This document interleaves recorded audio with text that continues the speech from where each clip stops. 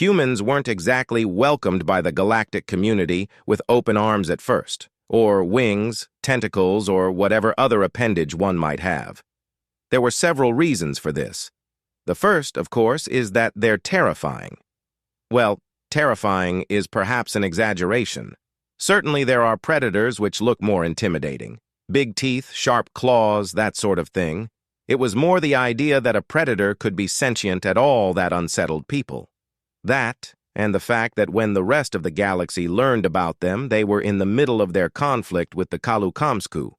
Now, no one shed too many tears for the Kalu-Kamsku, but the first documented evidence of humans that made it to the wider galaxy were human soldiers fighting Kalu-Kamsku armed recon teams. And, well, seeing bits of Kamsku everywhere tended to leave a negative first impression. Add to that the fact that they live in a relatively remote area of space and are technologically underdeveloped compared to most of the galaxy. It was an effort for anyone to visit them, and they didn't have the ships to explore the galaxy themselves. In short, humans were very isolated at first, and given their propensity for violence, the rest of the galaxy was happy to leave them that way. Except for the UNK. The UNK are something of an anomaly themselves, or at least the ecology of their homeworld is. The planet UN itself is fairly typical of many planets that give rise to sentient life. Rocky, much smaller than a gas giant, having an atmosphere and an ionosphere and sitting at the right distance from its star for liquid water to exist. An Amia or a Tok-Tok, or indeed a human, would feel perfectly at home in its temperate environment. But there are no predators there. None at all. The exact reasons for this have long been debated, but the broad scientific consensus is that for the first 100 million years after multicellular life evolved, UN's ecology was more or less like any other similar planet. There were sessile photosynthesizers, motile herbivores that fed on them, and carnivores that fed on the herbivores. However, then there was a mass extinction, and that's where UN's path diverged. There's only so much you can tell from fossils, but it's thought that a single species of plant evolved a highly effective poison, to the point that it became inedible to all herbivores. Because UN only had one continent in that period, it was able to spread across virtually the entire landmass of the planet, outcompeting every other form of plant life and rendering all the food chains that relied on them extinct. The plant became so pervasive that toxins from its decomposing foliage were carried into the rivers and poisoned the oceans as well, killing everything above the level of plankton. All this took place over a very short space of time, geologically speaking, much less than 1 million years, and possibly only a few millennia. Before anything could evolve a defense against the poison, it had wiped out virtually every other multicellular life form. It's theorized that the pre-existing ecology managed to hang on across a few isolated volcanic islands, where the native herbivores had no natural predators. Every so often, one of these herbivores would make it to the mainland, and for millions of years it would immediately die as soon as it tried to eat the local plant life. But eventually, a chance mutation occurred, and some extremely fortunate herbivore washed up and found itself in an environment where it had absolutely no competition. From there, UN's ecological development proceeded more or less as normal. The plant that caused the mass extinction began to evolve into different species as it adapted to environmental changes and the reintroduction of herbivores, and the new class of herbivore that was able to metabolize its poisons did likewise. 100 million years later, UN's wildlife was as diverse as any other planet's, except for the fact that predators never re-evolved. All animal life on the planet could trace its ancestry back to that one lucky castaway, which apparently was so specialized for a herbivorous lifestyle that none of its descendants ever found it practical to go the carnivore route. Roughly 300 million years later, one of those descendant branches evolved into the UNK, and they evolved in an environment with no predators. Now, at first glance, this might seem an odd species to reach out to the newly discovered humans.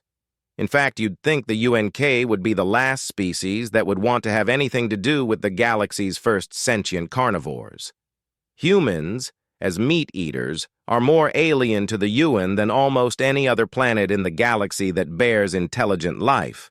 Almost, but not quite, although we won't go into the WRickWrites and the HFY right now. However, there is one thing the UNK lack that is universal in every other sentient species: fear. Before they left their home planet, the UNK had no concept of a predator, and therefore they had no instinctive fear of other life forms. Well, it's not entirely true to say that they lack the emotion of fear completely.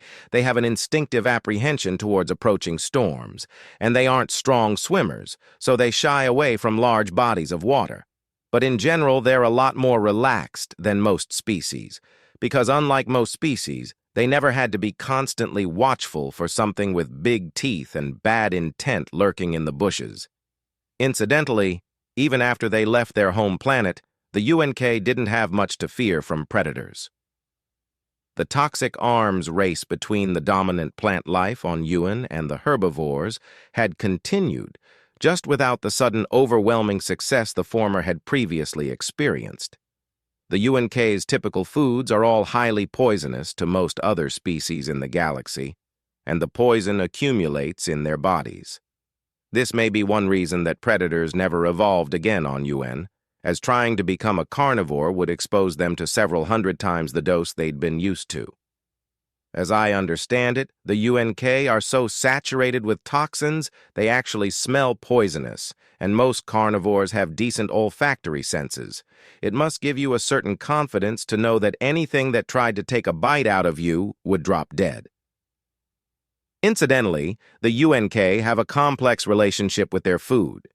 Even with their toxin resistance, the process of making some of their dishes safe for them to eat is long and complicated, and their culture has made it something between an art form and a sport. A significant amount of the average UNK's leisure time is spent discussing recipes with their friends. The discovery of humans provoked concern among the UNK, of course. Just because they don't feel fear doesn't mean they can't understand danger on an intellectual level. Humans were clearly capable of extreme violence. However, they didn't experience the same immediate subconscious aversion most species felt when they first learned of humans. Given the Kalukamsku's, undiplomatic nature, it was possible they had provoked the conflict. Being unusually level-headed, the UNK decided to give humans a chance. At the very least, there should be no harm in taking a closer look at them. By the time they reached this decision, the conflict between the humans and the Kalukamsku was coming to an end. It had finally occurred to the Kalukamsku to ask themselves why this unknown species was killing them. They came to the conclusion that humans were A, sentient, and B, probably viewed their attempt to sterilize a human colony so they could mine the planet as an act of aggression. Better late than never, I suppose. When the Kalukamsku finally tried to communicate, they were somewhat surprised to find that the humans were actually receptive to negotiation. I am fairly sure the first Kamsku ship given the task of making contact thought they were being sent on a suicide mission. Of course, being the Kamsku, they were still too obtuse to work out why their enemy wanted to talk. They were just glad the humans had finally stopped slaughtering them. But the UNK figured it out almost immediately, and it prompted them to advance their plans from observation to first contact. It's important to remember that throughout the human-Kamsku conflict, the flow of information was entirely one way. That is, the rest of the galaxy got regular updates on events through their embassies with the Kalukamsku, while the humans had absolutely no information about what was going on outside their little corner of the galaxy. The UNK correctly deduced that humanity had had no idea that there were other intelligent species in the galaxy before their encounter with the Kalukamsku, and still were unaware that there were any others besides the Kalukamsku. From the way negotiations progressed between the humans and the Kamsku, it seemed like the humans were intensely, profoundly curious about the aliens. It has to be said, the UNK are not a particularly curious species themselves, certainly not like us Amia. They have no equivalent of the science consortium, spread out across the galaxy looking for new discoveries. It's more in their nature to set a goal and head towards it rather than investigate every new thing they come across. Our view of them tends to be of rather dull, plodding creatures, although in return they find us hyperactive and somewhat intrusive, which is fair enough. However, new sentient species aren't exactly a common occurrence, and one of the UNK's ongoing goals is to maintain mutually beneficial relations with other spacefaring civilizations. This was something that deserved their attention. They understood humanity's curiosity, just like they understood every other species' fear, and they saw a UNK-shaped hole in the equation. They approached the Kalukamsku and asked for an introduction. The Kalukamsku were at first reluctant to add what they referred to as a random disruptive element into their delicate negotiations with the humans, but the UNK pointed out to them, or spelled out very slowly with simple words, that humans might react more positively to a species that hadn't killed quite so many of them. Plus, the Kamsku weren't exactly known for their skills at diplomacy. The negotiations might go a lot more smoothly with input from the UNK. The Kamsku may be obtuse, but at least they're logical. They could see the sense in what the UNK were suggesting, so they agreed to ask the human ambassadors if they would consent to the introduction of a third party. And naturally, the humans jumped at the chance. I have to imagine that they must have been at least nervous. Those first UNK who were selected to make first contact with humans. They couldn't feel fear in the way we understand the emotion, but they must at least have felt a heightened state of alertness, surely. Humans had only been introduced to one alien species before them, and it had resulted in a lot of violence. They couldn't have been sure how the humans would react to them. I can't even imagine what the humans thought of the UNK. Imagine a lumpy cylinder, and give it 6 legs that stick up at a 45-degree angle from the body, then curve down. In fact, only the bit that sticks up is actually the leg. From the joint to the blunted tip is a keratinous growth not dissimilar to a giant claw. The UNK are essentially walking on stilts, useful for wading through swampy ground or stepping through dense, possibly toxic foliage. The cylindrical body doesn't hold itself level. The back end faces down slightly, because this is where their mouth is. Well, I say mouth. It was a slight surprise to the UNK when they found out that most species have a separate orifice for ingesting food and expelling waste. The front end is even stranger. The UNK's 8 eye stalks are almost a meter long, about the same length as their body. 4 have large, round eyes at the tip, but the other 4 only have vestigial eyes that have been superseded by the eyelids, which have evolved into grasping pads, giving them 4 tentacles they can use to manipulate objects. For the humans, the Kalu Kamsku must have looked practically familiar by comparison. At least they bore a passing resemblance to organisms that are found on Earth, although then again the fact that they look more or less like a giant praying mantis might not have done them any favors.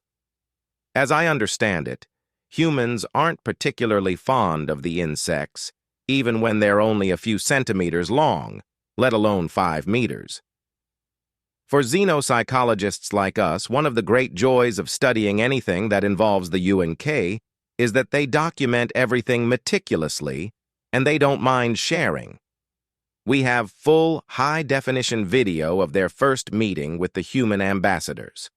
The room was a large one, obviously, to accommodate the 10 Kalukamsku, who entered first, followed by their 3 much smaller guests, who stayed close to the doors. The UNK had suggested that they keep their distance at first. Firstly, because their appearance might unsettle the humans, and secondly, because most species find their smell off-putting at best. The humans enter the room and proceed to the seats provided. There are 10 of them, 4 diplomats escorted by 6 of their hunter caste, soldiers, as they call them. Unarmed, but an unarmed human trained specifically to kill is more dangerous than just about any weapon you could carry.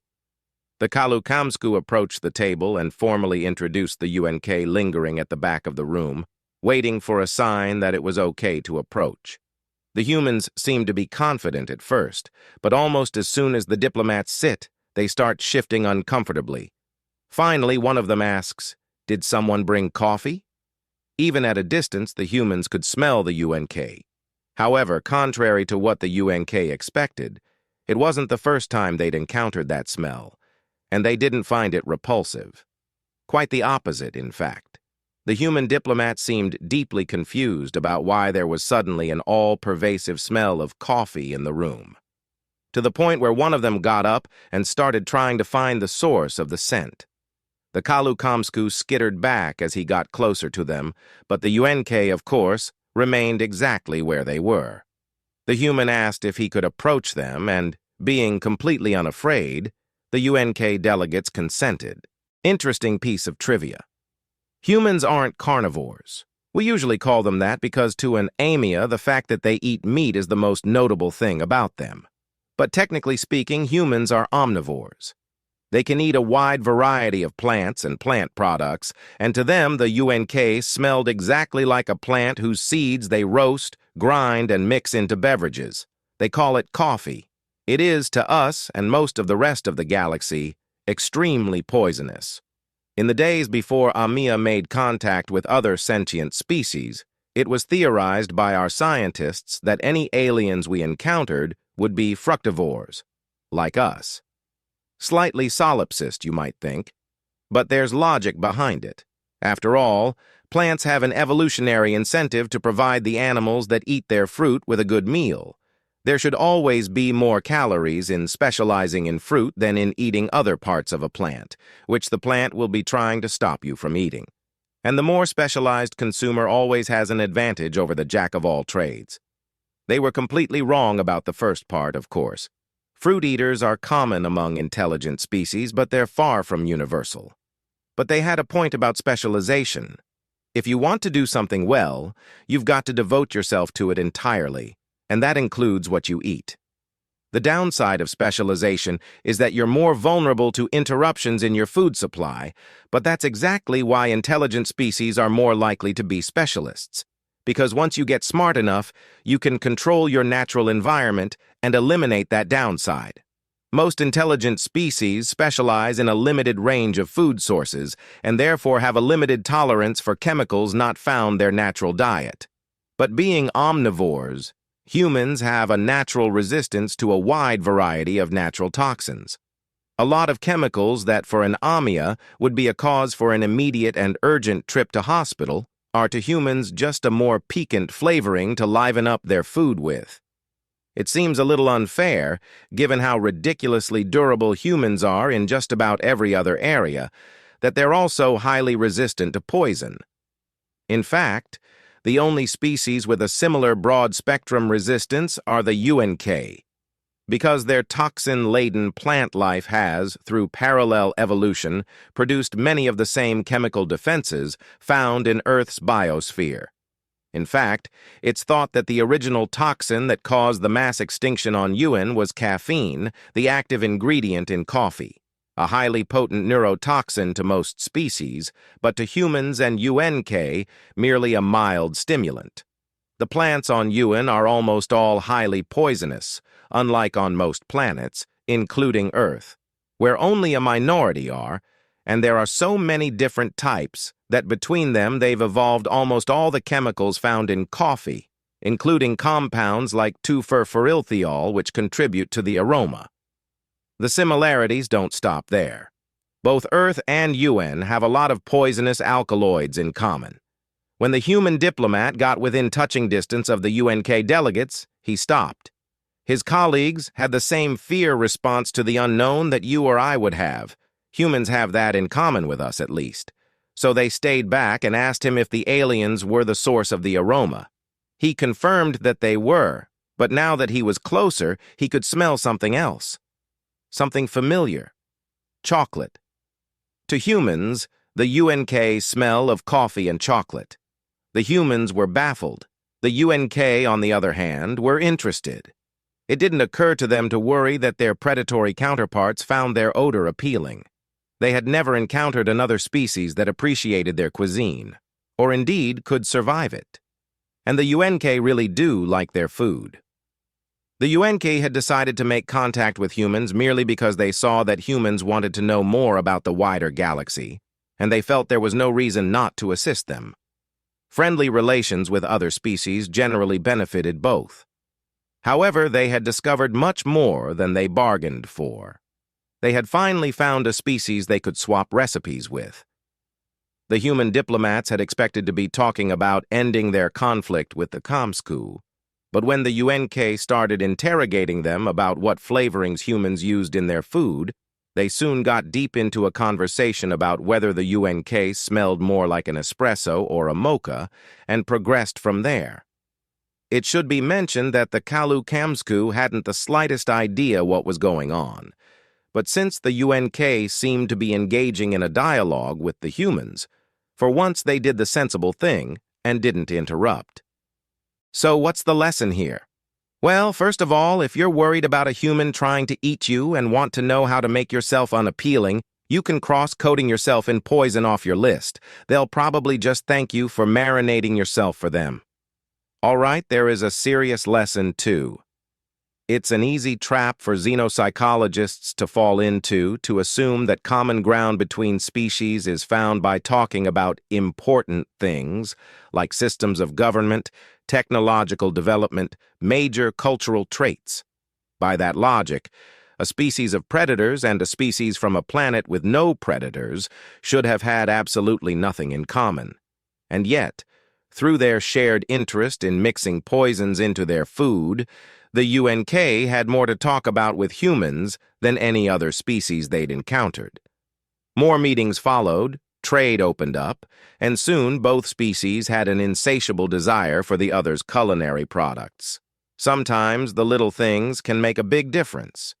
The fact that the UNK, the ultimate pacifists, had managed to establish friendly relations with humans went a long way to assuaging other species' misgivings about them. And after the brutal conflict with the Kalu Kamsku, it really improved humans' view of aliens when they found out that there was a whole planet out there that smelled of coffee and chocolate.